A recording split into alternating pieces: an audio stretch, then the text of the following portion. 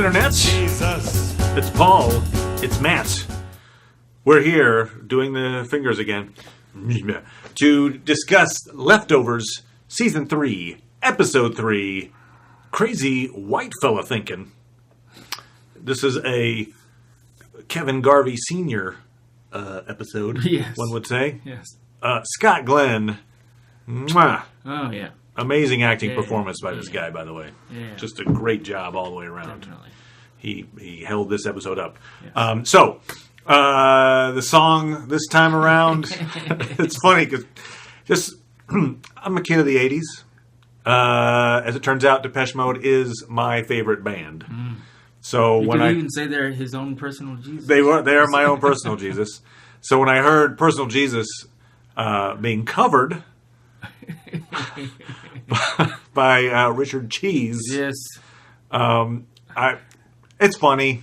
Yeah. It hurt a little. I'll just say that. I was like, you could just have gotten the actual song, but no. I think actually the reason, you tell me, that they didn't just get the original version of Personal Jesus, and then instead they got a lounge act song. That's the original's not like that. I think the intent is to say, in some ways, because again we talk about, is this show a comedy or not? Huge comedic elements that run through. I mean, yes. This particular episode, much like the last episode had this uber comedic premise of, hey, it's Larry from Terrific Strangers, yeah. And then it ends with this, like, not ends, but as you get near the end, there's this like really emotionally moving story behind all this. Yes. Same thing here in a way. There's this crazy, silly premise, and then it ends up with this really emotionally moving thing. So, but that music in some ways maybe inspired, is that idea of like, it's not exactly, it's kind of a parody of Personal Jesus. At the very least, it's a silly rendition of it. Yeah, I mean... And so you have this idea that his journey is kind of a silly rendition in some ways of like, maybe like the Bible story or something, or like, anyway, just thinking. I don't know. I mean, when I first heard Richard Cheese, it was actually, I was looking for Richard Cheese, actually. Or not for that, but for songs like that. I'd heard Paul Anka's album that he did of covers, standards or whatever, and they were from the modern time, and it was just like, oh my gosh, okay, yes, you can look at those songs differently. Remind me of, like, I know Esquivel. You're familiar with that guy? No. He did search him out. He did a CD of what they called space age bachelor pad music. Okay. So it's not modern tunes, but it's like big band tunes in that way. Right, yeah. But Richard Cheese, though, does all his songs that way. The way that he did Personal Jesus, which is kind of like Bill Murray doing Star Wars. Yeah, exactly. It's this sort of insincerity. And for the topic of Personal Jesus, I think they really wanted to take a different look. Especially for me, what stood out in that sort of vein is Kevin Garvey Sr. thinking, no, it's his story. Yeah, it's not his son's so story. The Personal Jesus idea of like being like everyone has their own, like can have their own personal Jesus of sorts. Somebody that's so important to them, they're like a god almost. And in this case, Kevin Garvey Sr. Is very upset after reading the draft, the second copy of the new Bible, the Book of Kevin, that he's not in it. And that certainly explains all the things we were talking about last week. It does explain a lot. Like, how did these people in Australia know the thing? Well, it's because as we open on this episode, we are a few weeks ahead of the events of episode 2. Right. So it's like it goes back in time just a little bit. First we see Kevin Garvey Sr. listening to a tape, a very important tape to him, of he and his son taking a road trip to Niagara in 1981, shortly after the wife dies of cancer. Right. So you hear kind of a world-weary Kevin Garvey Sr. on the tape, and then an optimistic let's go do stuff. What's going on? Kevin Jr. So he's listening to this tape over and over again while he is going and infiltrating like Aboriginal tribe songs. The government is worried about him stealing the songs, which I guess is a thing. I'll say that must be a thing. I mean, I assume that it is. Yeah, and they're very. The government is very aware of people stealing those songs. Yes. But in his mind, his being Kevin Garner Sr., he is attempting to prevent a flood that he is sure is coming on the 7th anniversary of the departure by singing songs along the song line of the Aboriginal people.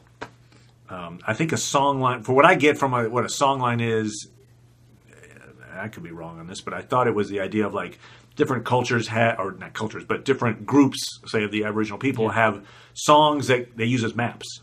So they can describe like an area. The song almost describes the area, so you can kind of get through it. If you sing the song, I got landmarks, and I can go from one place to the next. And then you get to the end of that area, and then the next group has another song, and that will take you through another area. I don't know. But that's what I... Okay. There's probably more to it than that, but that's at least my base understanding of what the song lines was all about. You know what? I can't remember. What was his name? His name? Christopher Sunday? Yeah, Christopher Sunday. He was saying his song was about... It was funny because, that's actually part of what I thought was one of the funnier moments, too, was, so we're skipping ahead a little bit here, but, Scott Glenn finds Christopher Sunday, who has the last of the songs that he needs to complete this flood protection. And as they're describing it, Christopher Sunday goes, actually, my song's for... making it rain. Oh, yeah, right. Yeah. and Scott Glenn's like, well, it's own perspective. Yeah, that makes a matter of interpretation. Whether or not, it's like, this is about going 20 miles down the road, and then this one's about rain. Yeah, good point. You're right. If it's a map. Yeah, I'm probably off on my description of what song is. That was just the song line might be like this sort of tour, like, you want to see all of them? Here you go, Yeah. Just sort of a tourist kind of thing. So he's he being we'll call him Scott Glenn. So if I call him Kevin, I feel like I'm having to go senior. I don't know. Big Daddy. Big Daddy. That crazy white fella. Yes. He is. He records the Aboriginal song, then he reenacts it, and in the middle of reenacting it, he gets arrested. Yes. For stealing their songs, and he's kind of let go with a warning. But there's kind of an interesting scene there where he's asking for the tape and the tape recorder back from the deputy or whatever. Right. Well, that's how he reveals why the tape's so important. Yeah, to him. but it's interesting because he does come off at least very passionate, yes, if not crazy. But in that moment, he can find moments of sanity when he really needs them. So he comes off as reasonable in that moment. He's like, you know what? It's just really important to me, and it's fine if you keep the microphone, but if you could just give me the tape recorder back. Like he makes a compelling argument for getting the stuff back in that moment, as opposed to just like, give it back, you son of a bitch. Like, he could have just gone ballistic like he does a lot of other times, and he wouldn't have gotten the stuff back. Well, I don't know. I think they are painting a story about his temperament, but I don't know if I'd accurately describe it as volatile like that. Okay. But there is that question of, and I think it's an intentional question, is he just a misguided guy with a huge ego? Right. Well, I was going to say that I read an interview with Scott Glenn about this episode, and he was saying way back in the first season that how far you got now? Still on the first episode? I'm past first episode. Go ahead, do your thing. Tell me. So he was saying that he was talking to Damon Lindelof, the guy who made the show, about his character, and Damon was telling Scott Glenn, that basically there's sort of three types of prophets. He was saying there's the passionate one, the crazy one, what was he saying, and the one who is right, I guess. I'm trying to you look it up. Look it up. But he was saying that Kevin Senior is the right one, and it's like, really? Is that right? So it didn't seem that way at the time. Perhaps it's well, I have more doubts now. Yeah, I have more doubts now. I mean, certainly, as we see later on, I'm just going to skip around. All right, we're skipping around. It's good. We're fine. Because you can argue that not a lot happens, actually, besides his quest. The quest. And which is just it's almost like Planes, Trains, and Automobiles. I mean, it's got one silly thing after another, which we'll go through, but go ahead. Your point. He's supposed to be the right prophet. It doesn't seem like it to me. And, this current thing about the flood or whatever, what I've been thinking about the show in terms of... one of the benefits of the show, or I think ways that it sort of improves on Lost, is that it doesn't seem particularly interested in solving what caused this thing. I agree. And so everybody has to deal with it in their own way, and they're using their concept of religion because, I was rewatching the first episode, and they were talking to somebody scientific, and... it's like, we don't have answers for you, is basically what he was talking about. So, one thing I think would be a danger is if they actually said, oh, here it is. Here's the reason why they left, or here is what it's all purpose. Would it be satisfying? I don't think it would be. I don't think it would be. But, in sort of saying, well, here's, they're still continuing with fantastic events, mostly happening to Kevin Jr. Correct. So, what does that mean? And so, with Kevin Sr., who, I thought it was great that he... that the Book of Kevin was really only important, even though he was thinking it should be more about him. I also love the fact that he carries his tape around and is cherishes this tape of his kid, but the book that describes his kid's life, toss it in the trash. Doesn't have me in it. It doesn't mean anything. I'm done. I like the little metaphor that he's using it to shield himself from the rain as well, which is kind of interesting. Right. Yeah. So that the importance of him seeing his son, I don't know that he... I think he felt like he got a revelation out of that, but I'm not sure what it was. Yeah, it seemed it was more the other way around, that the mystical part was maybe from the junior's side of things. Yeah, so the fact that Kevin Sr. was saying that he was hearing these voices, and when he decided to listen to do what the voices were telling him, that's when he sort of found a purpose or whatever. And there is that sense of people, as we learn, we met Grace last episode, but we see more of her and her backstory this time around. But it's people, trying to make sense of this horrible tragedy, this senseless thing. And it's that your brain is trying to find a pattern, trying to, where are these symbols and how do they add up together to make sense of things? This might be getting a little off topic, but it's something I've thought about in the comedic realm. I know everything goes back to comedy, but whatever. I think about comedy a lot. So one of the things about comedy, one of the common sayings is, comedy comes in threes. Yes.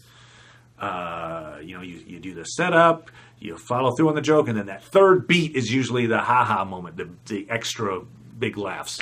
And I think it's because you're setting up expectations. The audience's brains are finding a pattern. Right. And on that third beat, which would be it takes kind of three things to make a pattern, you break the pattern. And so the audience is like, I didn't expect that. And that's the surprise part, because your brain was trying to fill the gaps and find this third beat. And I kind of feel like that's where Kevin Sr. is trying to fill the gaps. And he's trying to, he hears, after the one chicken that survived the departure named Tony pecked at the tape. He played the tape, and the tape was his son saying, "You need to sing to stop the rain." So he figured he had to sing to stop the rain. Yeah, I couldn't remember what and so it's like this series of really like things that just out of context you like. That's stupid. Yes. But he takes him to Australia. There's a guy that he meets at the airport who's just like, "You want to see God?" He's like, "Sure do." Yeah. Well, here's some drugs. Okay, great. Now I'm in Perth. Yeah. He goes to see Christopher Sunday, and just dead set on this will stop the flood. Chris Sunday has him. Why don't you fix my roof first? Yes. Goes to fix his roof. Falls off the roof. Hits that. Falls onto Christopher Sunday and kills him. Yeah. That bit where he's in the ambulance and he's like not really caring about Christopher Sunday's health as much as he's like, he said he's going to say something to me. This is really important. You guys shut up. Christopher, just nod your head. Tell them that they're going to talk to me. And they kick him out in the desert. And I mean, there's a series of he's a clown in a sense. It's just like a clown thing. And then the bit where he's so hungry that he's going to eat his totem animal. It's like, it's just you're a snake, and so he beats it with his crutch, and then it attacks him. Well, yes. He's like, I'm really sorry. Son of a bitch! And then he's just bashing it. Like, I mean, it's a huge, big, physical comedy, basically. Right. So yeah, and then he obviously ends up being nursed back to health by Grace, who sees him as this a sign as well. She's looking to fill in the gaps, and here's this guy, and he ended up at the cross that she put to mark where her kids were, and he has a piece of paper that says the Book of Kevin in his hands, and that's what she reads. And it's like, oh my God, that's relating to me and my story. This guy sent from God, right? And then she kills a guy, and in that moment she's lost her faith. She's describing the story of losing her faith, basically, to Kevin. He's like, nope, God actually doesn't care. And when she says, like, the departure happened and she didn't even look for her kids actually wandered off in the desert looking for her and they died. Right. She was trying to find some kind of meaning. Right. When she read this story, she's like, I know there's a guy named Kevin who's a sheriff down the road. I'm going to get him. Brings him back. She tries to prove she thinks he's testing her by saying, no, I know what you're talking about. Right. She drowns him accidentally. I mean, on purpose, but she thinks he's going to come back to life, and he doesn't. No, he doesn't. And so in that moment, then she says to Kevin Sr., like, now I just found out there is no purpose. Like, I'm pretty sure she says, like, God doesn't, you're not an angel. You being Kevin Sr., not an angel, and there is no plan for God, and I'm going to go turn myself in. Tomorrow I'm turning myself in. And I'll need to listen to that again. I think she got she was really depressed, and then Kevin's response is, actually, I believe every word you say. You just picked the wrong Kevin. Which is funny, too, because in story terms, he's the wrong Kevin as well. Right? You could make the argument. I mean, he doesn't think he is. No. And maybe he isn't, but the conversations he had with Matt, too, are great. Certainly, certainly. You didn't put me in your book. Well, it's not about you. Screw you! It was that he was correcting him about scripture or whatever, which is interesting in a way because Matt has this idea based on scholarship, even though I'm hoping that he's wrong. Hopefully. I mean, one way that the series could end that Kevin does burn the book, the Book of Kevin, because it certainly caused enough problems so far. If they ultimately, decide to let the mystery be, that'll be fine with me. But it calls up to mind some of the, maybe some of you don't watch the previews of shows to come, but we've seen scenes to come. Close your ears if you don't want to hear it. But Kevin Sr. is going to dunk Kevin Jr. in a bathtub. So that's coming up. So presumably he's going to do the same thing with Kevin Jr. to do the other, Grace wanted Kevin to do that so that he could give a message to her children. She imagined we're in the limbo area. In this limbo area, she could talk one last time to her kids. That doesn't seem like it's worthy of a. By the way, now of a trip. I mean, for her obviously, but in terms of story wise and what's going on with everybody. I had a theory, and you can tell me if I'm crazy.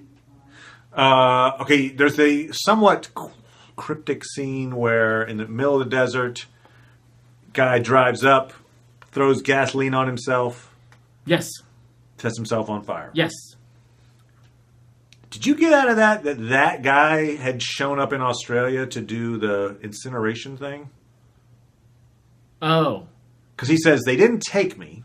Oh. And then Kevin Garvey Sr. interprets that as he didn't depart. So he's like, oh, but that was 7 years ago. Right. And the guy says, would you kill a kid to cure cancer? Kevin thinks about it. He's like, no. It's like, that's what I said. I feel like he was getting a questionnaire. Somehow he flunked the questionnaire. Could have been. And then he ended up killing himself. So I'm just saying. Could have been. Yeah. I don't know. Maybe he was one of those guys. I don't know how that will link back to anything. Like, they were quizzing her, but maybe they do when you get there. Yeah, I don't know. Just a thing, maybe. Just something to keep in mind. If we see that she has to answer some kind of questions, and one of them is, would you kill a child to say cure cancer? Right. My guess is she'll say yes. I don't know. Whatever. Okay. Just a little. Put that in. Talk that up for later. I thought it was interesting too. The various. I mean, it's actually another very emotional moment, other than Grace talking about her kids. Is the moment when the tape is broken. Yes. Like he loses this record of his son. Yes. It's raining. He's trying to cover it, and then he's like drying it off, and he's like, please, and it doesn't work, and it's like he's at his low point in that moment. True. But it's interesting. The some of the things that they talk about, I think, are pretty relevant to the show. They're like metaphorical things again. I'm reading more into it than I should. But the first thing you hear about father and son talking about are ducks, and. Oh, yes. Junior thinks the ducks have drowned. Right. And he's like, nope. No, they'll come back up. Yeah. And it's like, how do you know? Well, they go down, they come up. That's what nature is. They come back. So there's that sense of, making sure these things haven't drowned. Mm-hmm. They stop and check them out, make sure, help them out. Mm-hmm. It seems obviously relevant. There's a bit where they're talking about the difference between Travis. He says Travis. So I'm assuming it's Travis Bickle from Taxi Driver versus John Hinckley Jr. Yes. And they're like, well, one's in TV or in movies and one isn't as real. But those are both like crazy, misguided guys that kind of feel like they're going off, and there's like some relevance to what you might put to Kevin Garvey following the signs. Interesting. And then the bit where they're talking about following the AAA map. Right. And he's like, we're going to go off map because the AAA just wants you to go to all the sites that AAA wants you to go to. And which is, again, kind of like he's upset with the book because it's like, these are all the cool parts of Kevin Jr.'s life. Directed at Kevin Jr. and not at Kevin Sr. And he's like, I'm going to write my own book, basically. I'm going to do my own thing. And you see him walking through the desert that one. Anyway, but I think there were little highlights there that were pointing out. They were actually relevant. They were speaking to him in the so yeah, that's kind of the extent of it. Are there any other thoughts you had at the moment? When Matt tells him to go fuck himself, what was that? What he said? Yes, that's what he says. Because he called him twice, right? He calls him first twice to sort of to berate him for not being in the story. Right. And then he calls him to go, hey, well, actually, yeah. So that's actually really cool. The second phone call is cool because Kevin Garvey Sr. calls to say, hey, I need you to check out a hospital for me because Christopher Sunday's there and I need you to tell me where it is. Yes. And in the middle of that conversation, Matt's like, so anyway, I'm probably going to need that. I'm going to need that Bible back because I gave mine away. I threw that away. Anyway, that's not important. Yeah. There's a silence, and then it kind of like, what? You threw it away? Like nothing else you've said is important to me. Yes. You threw away my only remaining copy. So obviously Kevin Sr. is not big on that story. No, he's really not. It's really funny. So there were two copies. Now they're back to one. And I think I liked that better than somehow that it had gotten out. And Riley read. It's because she saw that one page. She saw the one page. Yeah. So again, it's a mixture of just it's still madcap a question City of why when Nora is much older that they're still asking about Kevin. Right. So that's a question. It seems like a lot of events are taking place in Australia. Right, but is that because the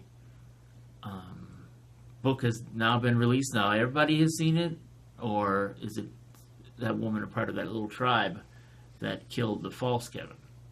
Or is it because Kevin Jr. is sending notes to her via pigeon, carrier pigeon or whatever, and that because remember she had all these pigeons, Right.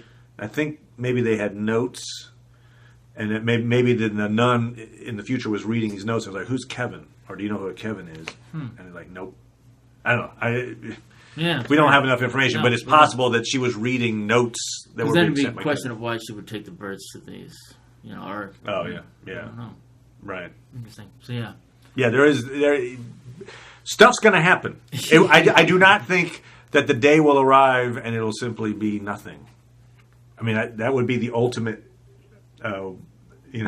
like, gotcha ending would just be, Yes. oh, it's a normal day. I don't know what you're talking yes, about. yes. But I feel like there is something of portent it will happen Yes, on yes, that yes, day. yes, That will affect the rest of their lives. Maybe it's that there's like this cult forms around Kevin Jr. and it becomes so massive that it's like it gets out of control. He'd rather it not be there, but it is what it is. Kind of like Life of Brian or something. I don't know. Yeah. I hope not. Yeah. No. Okay. So yeah. Anyway, we're in for episode 4, which probably has. I mean, we see lots of shots of Nora in the trailer. We see Yes. Nora Trying to and Junior. get the. I assume they're in Australia. Oh yeah, because they're Yeah. trying to get that group. Yeah. So Yeah. she's like, oh, they're fraudsters. And he's apparently seeing dead people, or they're trying. I don't know. yeah, there's something. Yeah, he's having some weird experiences. Yeah. So we'll catch up. Yes. If you like what you see, hit like, hit subscribe, make some comments. We will endeavor to make comments back. We like to hear your theories, so please theorize away.